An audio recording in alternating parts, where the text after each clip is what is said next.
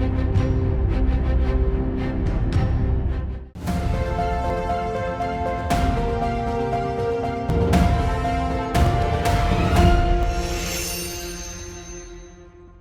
Broadcasting ਦੇਖ ਰਹੇ ਸਾਰੇ ਦਰਸ਼ਕਾਂ ਨੂੰ ਸਿਮਰਨ ਸੰਧੂ ਵੱਲੋਂ ਪਿਆਰ ਭਰੀ ਸਤਿ ਸ਼੍ਰੀ ਅਕਾਲ।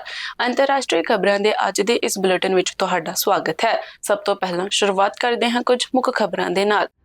ਟਰੰਪ ਤੱਕ ਪਹੁੰਚ ਸਕਦਾ ਹੈ ਕੈਨੇਡੀਅਨਸ ਦਾ ਡਾਟਾ।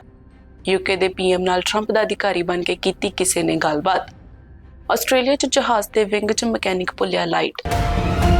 ਤੇ ਹੁਣ ਖਬਰਾਂ ਵਿਸਥਾਰ ਦੇ ਵਿੱਚ। ਓਨਟਾਰੀਓ ਦੇ ਪ੍ਰੀਮੀਅਰ ਡਗ ਫੋਰਡ ਨੇ ਕਿਹਾ ਹੈ ਕਿ ਜੇ ਓਨਟਾਰੀਓ ਵਿੱਚ ਡਾਟਾ ਸੈਂਟਰ ਨਹੀਂ ਬਣਾਏ ਗਏ ਤਾਂ ਕੈਨੇਡੀਅਨਸ ਦਾ ਡਾਟਾ ਅਮਰੀਕਾ ਭੇਜਿਆ ਜਾ ਸਕਦਾ ਹੈ ਅਤੇ ਇਹ ਡਾਟਾ ਅਮਰੀਕਾ ਦੇ ਰਾਸ਼ਟਰਪਤੀ ਡੋਨਾਲਡ ਟਰੰਪ ਦੇ ਹੱਥਾਂ ਤੱਕ ਪਹੁੰਚ ਸਕਦਾ ਹੈ। ਡਗ ਫੋਰਡ ਨੇ ਇਹ ਗੱਲ ਸੋਮਵਾਰ ਨੂੰ ਆਟਵਾ ਵਿੱਚ association of municipality of Ontario ਦੇ ਸਮਾਗਮ ਦੌਰਾਨ ਕਹੀ। ਉਹਨਾਂ ਕਿਹਾ ਕਿ ਕੈਨੇਡਾ ਲਈ ਆਪਣੇ ਡਾਟਾ ਨੂੰ ਆਪਣੇ ਦੇਸ਼ ਵਿੱਚ ਰੱਖਣਾ ਬਹੁਤ ਜ਼ਰੂਰੀ ਹੈ। ਫੋਰਡ ਨੇ ਕਿਹਾ ਕਿ ਡਾਟਾ ਸੈਂਟਰ ਨਾ ਬਣਾਉਣਾ ਸਭ ਤੋਂ ਵੱਡੀ ਗਲਤੀ ਹੋਵੇਗੀ। ਉਹਨਾਂ ਮੁਤਾਬਿਕ ਕੈਨੇਡਾ ਨੂੰ ਆਪਣੇ ਡਾਟਾ ਉੱਤੇ ਆਪਣਾ ਕੰਟਰੋਲ ਕਾਇਮ ਰੱਖਣਾ ਚਾਹੀਦਾ ਹੈ। ਇਹ ਬਿਆਨ ਉਸ ਸਮੇਂ ਸਾਹਮਣੇ ਆਇਆ ਹੈ ਜਦੋਂ ਓਕਵਿਲ ਨੇ ਨਵੇਂ ਡਾਟਾ ਸੈਂਟਰ ਨੂੰ ਮਨਜ਼ੂਰੀ ਉੱਤੇ 1 ਸਾਲ ਲਈ ਰੋਕ ਲਗਾਈ ਹੈ। ਮਿਸੀਸਾਗਾ ਸਿਟੀ ਕੌਂਸਲ ਵੀ ਅਗਲੇ ਮਹੀਨੇ ਇਸੇ ਤਰ੍ਹਾਂ ਦੀ ਰੋਕ ਲਗਾਉਣ ਬਾਰੇ ਵਿਚਾਰ ਕਰ ਸਕਦੀ ਹੈ। ਡਗ ਫੋਰਡ ਨੇ ਕਿਹਾ ਹੈ ਕਿ ਡਾਟਾ ਸੈਂਟਰ ਓਨਟਾਰੀਓ ਲਈ ਇੱਕ ਵੱਡੀ ਆਰਥਿਕ ਮੌਕਾ ਹੈ।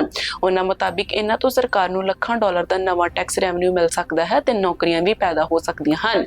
ਹਾਲਾਂਕਿ ਡਾਟਾ ਸੈਂਟਰਸ ਨੂੰ ਲੈ ਕੇ ਚਿੰਤਾਵਾਂ ਵੀ ਸਾਹਮਣੇ ਆ ਰਹੀਆਂ ਹਨ। ਕਈ ਗਰੁੱਪਸ ਨੇ ਇਹਨਾਂ ਸੈਂਟਰਸ ਵੱਲੋਂ ਵੱਡੀ ਮਾਤਰਾ ਵਿੱਚ ਬਿਜਲੀ ਅਤੇ ਪਾਣੀ ਦੀ ਵਰਤੋਂ ਨੂੰ ਲੈ ਕੇ ਸਵਾਲ ਵੀ ਖੜੇ ਕੀਤੇ ਹਨ। ਬ੍ਰਿਟੇਨ ਦੇ ਪ੍ਰਧਾਨ ਮੰਤਰੀ ਐਂਡੀ ਬਰਨਹਮ ਨੇ ਇੱਕ ਅਜਿਹੇ ਵਿਅਕਤੀ ਨਾਲ ਮੈਸੇਜ ਰਾਹੀਂ ਗੱਲਬਾਤ ਕੀਤੀ ਜਿਸ ਨੇ ਆਪਣੇ ਆਪ ਨੂੰ ਅਮਰੀਕੀ ਰਾਸ਼ਟਰਪਤੀ Donald Trump the chief of staff ਸੂਜ਼ੀ ਵਾਇਲਸ ਦੱਸਿਆ ਸੀ। ਇਹ ਜਾਣਕਾਰੀ ਸੋਮਵਾਰ ਨੂੰ ਸਾਹਮਣੇ ਆਈ ਰਿਪੋਰਟਾਂ ਵਿੱਚ ਦਿੱਤੀ ਗਈ ਹੈ। ਰਿਪੋਰਟ ਮੁਤਾਬਿਕ ਬਰਨਹਮ ਨੇ ਪਹਿਲਾਂ ਲੱਗਿਆ ਸੀ ਕਿ ਉਹ ਸੂਜ਼ੀ ਵਾਇਲਸ ਨਾਲ ਹੀ ਗੱਲ ਕਰ ਰਹੇ ਹਨ, ਪਰ ਕੁਝ ਸਮੇਂ ਬਾਅਦ ਉਹਨਾਂ ਨੂੰ ਸ਼ੱਕ ਹੋਇਆ ਤੇ ਉਹਨਾਂ ਨੇ ਮੈਸੇਜ ਕਰਨਾ ਬੰਦ ਕਰ ਦਿੱਤਾ। ਬਰਨਹਮ ਦੇ ਸਪੋਕਸਪਰਸਨ ਨੇ ਇਸ ਮਾਮਲੇ ਤੇ ਕੋਈ ਜਾਣਕਾਰੀ ਦੇਣ ਤੋਂ ਇਨਕਾਰ ਕੀਤਾ। ਉਹਨਾਂ ਦੇ ਮੁਤਾਬਿਕ ਕੌਮੀ ਸੁਰੱਖਿਆ ਨਾਲ ਜੁੜੇ ਮਾਮਲਿਆਂ ਬਾਰੇ ਸਰਕਾਰ ਟਿੱਪਣੀ ਨਹੀਂ ਕਰਦੀ। ਇਹ ਪਹਿਲੀ ਵਾਰ ਨਹੀਂ ਹੈ ਜਦੋਂ ਕਿਸੇ ਨੇ ਸੂਜ਼ੀ ਵਾਇਲਸ ਦੇ ਨਾਂ ਦੀ ਵਰਤੋਂ ਕਰਕੇ ਲੋਕਾਂ ਲਈ ਮੈਸੇਜ ਕੀਤੇ ਹਨ। ਪਿਛਲੇ ਸਾਲ ਵੀ ਅਮਰੀਕਾ ਵਿੱਚ ਕਈ ਵੱਡੇ ਅਧਿਕਾਰੀਆਂ ਤੇ ਹੋਰ ਪ੍ਰਮੁੱਖ ਲੋਕਾਂ ਨੂੰ ਵੀ ਅਜਿਹੇ ਫਰਜ਼ੀ ਮੈਸੇਜ ਮਿਲੇ ਸਨ। ਇਸ ਤੋਂ ਬਾਅਦ ਅਮਰੀਕੀ ਸਰਕਾਰ ਨੇ ਆਪਣੇ ਅਧਿਕਾਰੀਆਂ ਨੂੰ ਚੇਤਾਵਨੀ ਦਿੱਤੀ ਸੀ ਕਿ ਕੁਝ ਲੋਕ AI ਦੀ ਵਰਤੋਂ ਕਰਕੇ ਵੱਡੇ ਸਰਕਾਰੀ ਅਧਿਕਾਰੀਆਂ ਦੀ ਨਕਲ ਕਰ ਰਹੇ ਹਨ ਅਤੇ ਲੋਕਾਂ ਨਾਲ ਸੰਪਰਕ ਕਰਨ ਦੀ ਕੋਸ਼ਿਸ਼ ਕਰ ਰਹੇ ਹਨ। ਅਮਰੀਕੀ FBI ਨੇ ਵੀ ਚੇਤਾਵਨੀ ਦਿੱਤੀ ਹੈ ਕਿ ਸਰਕਾਰੀ ਅਧਿਕਾਰੀਆਂ ਦੀ ਨਕਲ ਕਰਕੇ ਕਈ ਲੋਕ ਧੋਖਾਧੜੀ ਵੀ ਕਰ ਸਕਦੇ ਹਨ। ਆਸਟ੍ਰੇਲੀਆ ਵਿੱਚ ਇੱਕ ਹੈਰਾਨ ਕਰਨ ਵਾਲਾ ਮਾਮਲਾ ਸਾਹਮਣੇ ਆਇਆ ਹੈ। ਇੱਕ ਜਹਾਜ਼ ਦੇ ਵਿੰਗ ਅੰਦਰ ਮਕੈਨਿਕ ਦੀ ਲਾਈਟ ਰਹਿ ਗਈ ਅਤੇ ਜਹਾਜ਼ 2 ਦਿਨ ਤੱਕ ਸੈਂਕੜੇ ਯਾਤਰੀਆਂ ਨਾਲ ਉੱਡਦਾ ਰਿਹਾ। ਇਹ ਮਾਮਲਾ ਕੁਆਂਟਸ 에ਅਰਲਾਈਨਸ ਦੇ 에ਅਰਬਸ A380 ਜਹਾਜ਼ ਦਾ ਹੈ। 7 ਜਨਵਰੀ ਨੂੰ ਸਿਡਨੀ ਵਿੱਚ ਜਹਾਜ਼ ਦੀ ਮੁਰੰਮਤ ਕੀਤੀ ਜਾ ਰਹੀ ਸੀ। ਇਸ ਦੌਰਾਨ ਮਕੈਨਿਕ ਨੇ ਇੱਕ ਲਾਈਟ ਜਹਾਜ਼ ਦੇ ਵਿੰਗ ਅੰਦਰ ਰੱਖੀ ਸੀ। ਕੰਮ ਖਤਮ ਹੋਣ ਤੋਂ ਬਾਅਦ ਮਕੈਨਿਕ ਲਾਈਟ ਬਾਹਰ ਕੱਢਣਾ ਭੁੱਲ ਗਿਆ। ਇਸ ਤੋਂ ਬਾਅਦ ਜਹਾਜ਼ ਸਿਡਨੀ ਤੋਂ ਅਮਰੀਕਾ ਲਈ ਉੱਡ ਗਿਆ। 2 ਦਿਨ ਬਾਅਦ ਜਦੋਂ ਜਹਾਜ਼ ਵਾਪਸ ਸਿਡਨੀ ਪਹੁੰਚਿਆ ਤਾਂ ਇੱਕ ਕਰਮਚਾਰੀ ਨੂੰ ਪਤਾ ਲੱਗਿਆ ਕਿ ਲਾਈਟ ਵਾਪਸ ਜਮ੍ਹਾਂ ਨਹੀਂ ਕਰਵਾਈ ਗਈ। ਇਸ ਤੋਂ ਬਾਅਦ ਜਾਂਚ ਕੀਤੀ ਗਈ ਅਤੇ ਲਾਈਟ ਨੂੰ ਜਹਾਜ਼ ਦੇ ਖੱਬੇ ਵਿੰਗ ਵਿੱਚੋਂ ਪਾਇਆ ਗਿਆ।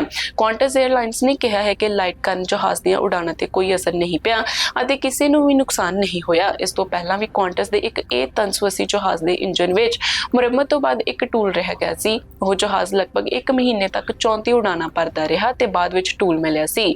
ਮਾਹਿਰਾਂ ਮੁਤਾਬਿਕ ਜਹਾਜ਼ ਵਿੱਚ ਕੋਈ ਟੂਲ ਰਹਿ ਜਾਣਾ ਖਤਰਨਾਕ ਹੋ ਸਕਦਾ ਹੈ ਤੇ ਇਸ ਨਾਲ ਜਹਾਜ਼ ਨੂੰ ਵੱਡਾ ਨੁਕਸਾਨ ਵੀ ਹੋ ਸਕਦਾ ਹੈ। 에ਅਰ ਇੰਡੀਆ ਦੇ 2 ਹੋਰ ਪਾਇਲਟਸ ਦੇ ਸ਼ੁਰੂਆਤੀ ਡਰੱਗ ਟੈਸਟ ਪੋਜ਼ਿਟਿਵ ਪਾਏ ਗਏ ਹਨ। ਦੋਵਾਂ ਪਾਇਲਟਸ ਨੂੰ ਫਿਲਹਾਲ ਉਡਾਨ ਭਰਨ ਦੀ ਡਿਊਟੀ ਤੋਂ ਹਟਾ ਦਿੱਤਾ ਗਿਆ ਹੈ। ਉਹਨਾਂ ਦੇ ਸੈਂਪਲ ਹੁਣ ਦੁਬਾਰਾ ਜਾਂਚ ਲਈ ਭੇਜੇ ਗਏ ਹਨ ਤਾਂ ਜੋ ਰਿਪੋਰਟ ਦੀ ਪੁਸ਼ਟੀ ਹੋ ਸਕੇ। ਇਹ ਜਾਂਚ 에ਅਰ ਇੰਡੀਆ ਤੇ 에ਅਰ ਇੰਡੀਆ ਐਕਸਪ੍ਰੈਸ ਦੇ ਸਾਰੇ ਪਾਇਲਟਸ ਲਈ ਸ਼ੁਰੂ ਕੀਤੀ ਗਈ ਹੈ। 4 ਅਗਸਤ ਨੂੰ ਫਕਟ ਤੋਂ ਦਿੱਲੀ ਆ ਰਹੀ 에ਅਰ ਇੰਡੀਆ ਦੀ ਇੱਕ ਫਲਾਈਟ ਦੇ ਪਾਇਲਟ ਦਾ ਡਰੱਗ ਟੈਸਟ ਪੋਜ਼ਿਟਿਵ ਆਉਣ ਤੋਂ ਬਾਅਦ ਇਹ ਸਖਤ ਜਾਂਚ ਸ਼ੁਰੂ ਕੀਤੀ ਗਈ ਸੀ। ਜਾਣਕਾਰੀ ਮੁਤਾਬਿਕ 13 ਅਗਸਤ ਤੋਂ ਹੁਣ ਤੱਕ ਲਗਭਗ 400 ਪਾਇਲਟਸ ਦੇ ਡਰੱਗ ਟੈਸਟ ਕੀਤੇ ਜਾ ਚੁੱਕੇ ਹਨ। ਇਹਨਾਂ ਵਿੱਚੋਂ 2 ਪਾਇਲਟਸ ਦੀ ਪਹਿਲੀ ਰਿਪੋਰਟ ਪੋਜ਼ਿਟਿਵ ਆਈ ਹੈ। ਹਾਲਾਂਕਿ 에ਅਰ ਇੰਡੀਆ ਵੱਲੋਂ ਇਸ ਮਾਮਲੇ ਵਿੱਚ ਅਜੇ ਕੋਈ ਅਧਿਕਾਰਕ ਬਿਆਨ ਨਹੀਂ ਦਿੱਤਾ ਗਿਆ। 4 ਅਗਸਤ ਨੂੰ 에ਅਰ ਇੰਡੀਆ ਦੀ ਫਲਾਈਟ ਫੁਕਟ ਤੋਂ ਦਿੱਲੀ ਆ ਰਹੀ ਸੀ। ਜਹਾਜ਼ ਵਿੱਚ 137 ਯਾਤਰੀ ਤੇ 8 ਕਰੂ ਮੈਂਬਰ ਸਵਾਰ ਸਨ। ਉਡਾਨ ਦੌਰਾਨ ਜਹਾਜ਼ ਅਚਾਨਕ ਲਗਭਗ 300 ਫੁੱਟ ਹੇਠਾਂ ਡਿੱਗ ਗਿਆ ਸੀ, ਜਿਸ ਤੋਂ ਬਾਅਦ ਪਾਇਲਟ ਦਾ ਪੋਜ਼ਿਟਿਵ ਟੈਸਟ ਪਾਇਆ ਗਿਆ ਸੀ। ਇਸ ਤੋਂ ਬਾਅਦ 에ਅਰ ਇੰਡੀਆ ਤੇ 에ਅਰ ਇੰਡੀਆ ਐਕਸਪ੍ਰੈਸ ਨੇ ਆਪਣੇ ਸਾਰੇ ਪਾਇਲਟਸ ਦਾ ਲਾਜ਼ਮੀ ਡਰੱਗ ਟੈਸਟ ਸ਼ੁਰੂ ਕਰ ਦਿੱਤਾ ਹੈ। ਕੰਪਨੀ ਕੋਲ ਕੁੱਲ 5000 ਤੋਂ ਵੱਧ ਪਾਇਲਟ ਹਨ ਅਤੇ ਸਾਰਿਆਂ ਦੀ ਜਾਂਚ ਕੀਤੀ ਜਾ ਰਹੀ ਹੈ। ਕੈਨੇਡਾ ਤੇ ਅਮਰੀਕਾ ਵਿਚਾਲੇ ਨਵੀਂ ਟ੍ਰੇਡ ਡੀਲ ਲਈ ਗੱਲਬਾਤ ਹੋਰ ਤੇਜ਼ ਹੋ ਗਈ ਹੈ। ਕੈਨੇਡਾ ਦੇ ਟ੍ਰੇਡ ਮਿਨਿਸਟਰ ਡੋਮਿਨਿਕ ਲੈਬਲਾਂਕ ਨੇ ਸੋਮਵਾਰ ਨੂੰ ਅਮਰੀਕੀ ਅਧਿਕਾਰੀਆਂ ਨਾਲ ਮੁਲਾਕਾਤ ਕੀਤੀ। ਦੋਵੇਂ ਦੇਸ਼ 19 ਅਗਸਤ ਤੋਂ ਲਾਗੂ ਹੋਣ ਵਾਲੇ ਨਵੇਂ 50% ਟੈਰਿਫ ਤੋਂ ਪਹਿਲਾਂ ਕੋਈ ਸਮਝੌਤਾ ਕਰਨ ਦੀ ਕੋਸ਼ਿਸ਼ ਕਰ ਰਹੇ ਹਨ। ਲੈਬਲਾਂਕ ਨੇ ਅਮਰੀਕਾ ਦੇ ਟ੍ਰੇਡ ਰਿਪਰੈਜ਼ੈਂਟੇਟਿਵ ਜੈਮਿਸਨ ਗ੍ਰੀਰ ਅਤੇ ਅਮਰੀਕੀ ਕਾਮਰਸ ਸੈਕਟਰੀ ਹਾਵਰਡ ਲੋਟਿੰਗ ਨਾਲ ਵਾਸ਼ਿੰਗਟਨ ਵਿੱਚ ਮੁਲਾਕਾਤ ਕੀਤੀ। ਪਿਛਲੇ 3 ਹਫ਼ਤਿਆਂ ਵਿੱਚ ਲੈਬਲਾਂਕ ਅਤੇ ਗ੍ਰੀਰ ਦੀ ਇਹ 6ਵੀਂ ਮੁਲਾਕਾਤ ਹੈ। ਕੈਨੇਡੀਅਨ ਅਧਿਕਾਰੀ ਚਾਹੁੰਦੇ ਹਨ ਕਿ ਬੁੱਧਵਾਰ ਦੀ ਟੈਰਿਫ ਡੈਡਲਾਈਨ ਤੋਂ ਪਹਿਲਾਂ ਟ੍ਰੇਡ ਡੀਲ ਦਾ ਇੱਕ ਡਰਾਫਟ ਤਿਆਰ ਕਰਕੇ ਪ੍ਰਧਾਨ ਮੰਤਰੀ ਮਾਰਕ ਕਾਰਨੀ ਅਤੇ ਅਮਰੀਕਾ ਦੇ ਰਾਸ਼ਟਰਪਤੀ ਡੋਨਲਡ ਟਰੰਪ ਦੇ ਸਾਹਮਣੇ ਰੱਖਿਆ ਜਾ ਸਕੇ। ਪ੍ਰਧਾਨ ਮੰਤਰੀ ਮਾਰਕ ਕਾਰਨੀ ਨੇ ਸੋਮਵਾਰ ਨੂੰ ਕਿਹਾ ਕਿ ਉਹ ਬੁੱਧਵਾਰ ਤੋਂ ਪਹਿਲਾਂ ਟਰੰਪ ਨਾਲ ਫੋਨ ਤੇ ਗੱਲਬਾਤ ਕਰਨ ਦੀ ਉਮੀਦ ਕਰ ਰਹੇ ਹਨ। ਕਾਰਨੀ ਦਾ ਕਹਿਣਾ ਹੈ ਕਿ ਅਗਲੇ 48 ਘੰਟਿਆਂ ਦੌਰਾਨ ਗੱਲਬਾਤ ਲਈ ਮੌਕੇ ਮਿਲਣਗੇ। ਡੋਨਲਡ ਟਰੰਪ ਨੇ ਕੈਨੇਡਾ ਦੇ ਕਈ ਸਮਾਨ ਤੇ 50% ਤੱਕ ਦੇ ਨਵੇਂ ਟੈਰਿਫ ਲਗਾਉਣ ਦੀ ਧਮਕੀ ਦਿੱਤੀ ਹੈ। ਅਮਰੀਕਾ ਦਾ ਕਹਿਣਾ ਹੈ ਕਿ ਕੈਨੇਡਾ ਵੱਲੋਂ ਕੁਝ ਕਦਮ ਅਮਰੀਕੀ ਉਤਪਾਦਾਂ ਲਈ ਗਲਤ ਹਨ।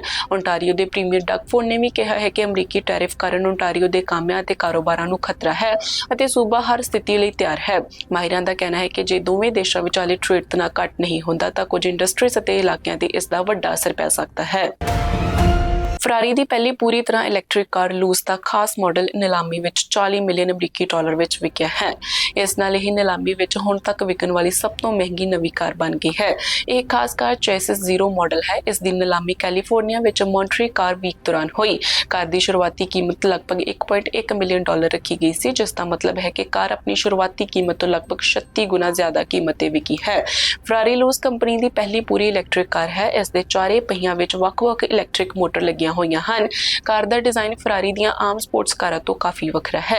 ਇਸ ਕਾਰ ਦੀ ਵਿਕਰੀ ਤੋਂ ਮਿਲਣ ਵਾਲੀ ਪੂਰੀ ਰਕਮ ਦਾ ਫਰਾਰੀ ਫਾਊਂਡੇਸ਼ਨ ਨੂੰ ਦਿੱਤੀ ਜਾਵੇਗੀ। ਇਹ ਪੈਸਾ ਐਜੂਕੇਸ਼ਨ ਨਾਲ ਜੁੜੇ ਕੰਮਾਂ ਲਈ ਵਰਤਿਆ ਜਾਵੇਗਾ।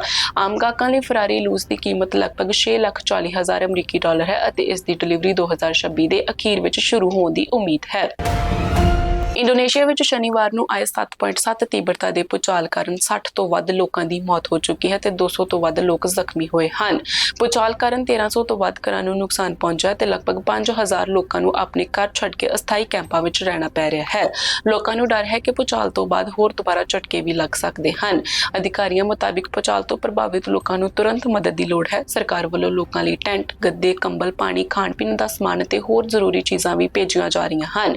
ਸੂਬੇ ਦੇ ਗਵਰਨਰ ਨੇ 2 ਹਫ਼ਤਿਆਂ ਲਈ ਐਮਰਜੈਂਸੀ ਦਾ ਐਲਾਨ ਕੀਤਾ ਹੈ। ਰਾਹਤ ਅਤੇ ਬਚਾਅ ਕੰਮਾਂ ਲਈ ਲਗਭਗ 1500 ਫੌਜੀ ਅਤੇ ਪੁਲਿਸ ਕਰਮਚਾਰੀ ਤਾਇਨਾਤ ਕੀਤੇ ਗਏ ਹਨ। ਅਧਿਕਾਰੀਆਂ ਮੁਤਾਬਿਕ ਭੂਚਾਲ ਤੋਂ ਬਾਅਦ 1500 ਤੋਂ ਵੱਧ ਛੋਟੇ ਝਟਕੇ ਵੀ ਮਹਿਸੂਸ ਕੀਤੇ ਗਏ ਹਨ। ਭੂਚਾਲ ਕਾਰਨ ਸੁਨਾਮੀ ਦੀ ਚੇਤਾਵਨੀ ਵੀ ਜਾਰੀ ਕੀਤੀ ਗਈ ਸੀ, ਪਰ ਬਾਅਦ ਵਿੱਚ ਇਸ ਨੂੰ ਹਟਾ ਦਿੱਤਾ ਗਿਆ। US ਜਿਓਲੌਜੀਕਲ ਸਰਵੇ ਮੁਤਾਬਿਕ ਭੂਚਾਲ ਲਗਭਗ 10 ਕਿਲੋਮੀਟਰ ਦੀ ਡੂੰਘਾਈ ਤੇ ਆਇਆ ਸੀ। ਅਧਿਕਾਰੀਆਂ ਮੁਤਾਬਿਕ ਆਉਣ ਵਾਲੇ ਸਮੇਂ ਵਿੱਚ ਵੀ ਹੋਰ ਭੂਚਾਲ ਆ ਸਕਦੇ ਹਨ। ਦੱਸ ਦਈਏ ਕਿ ਇੰਡੋਨੇਸ਼ੀਆ ਅਜਿਹੇ ਇਲਾਕੇ ਵਿੱਚ ਸਥਿਤ ਹੈ ਜਿੱਥੇ ਭੂਚਾਲ ਆਮ ਹਨ। ਇਸ ਦੇ ਨਾਲ ਹੀ ਅੱਜ ਦੇ ਬੁਲੇਟਿਨ ਵਿੱਚ ਇੰਨਾ ਹੀ। ਮੈਨੂੰ ਸਿਮਰਨ ਸੰਧੂ ਨੂੰ ਦਿਓ ਇਜਾਜ਼ਤ। ਤੁਸੀਂ ਇਸ ਤਰ੍ਹਾਂ ਹੀ ਦੇਖਦੇ ਰਹੋ BTV broadcasting. B positive, B yourself.